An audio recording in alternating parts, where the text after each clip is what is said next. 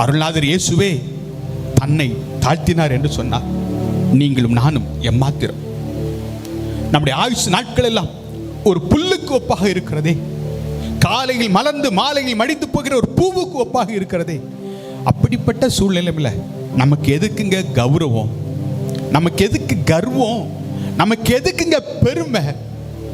இன்னைக்கு உங்களை தாழ்த்தும்படிக்கு நீங்க யாரா இருந்தாலும் சரி, நம்மளை தாழ்த்தணும்னு சொல்லி என் ஆண்டவர் விரும்புகிறார். இன்னைக்கு எழுப்புதல் வேணும், எழுப்புதல் வேணும்னு சொல்லி நாம ஜெபிக்கிறோம். ஆனால் ஏன் இன்னும் எழுப்புதலை காண முடியவில்லை? காரணம் என்ன தெரியுமா? நீங்களும் நானும் தான்.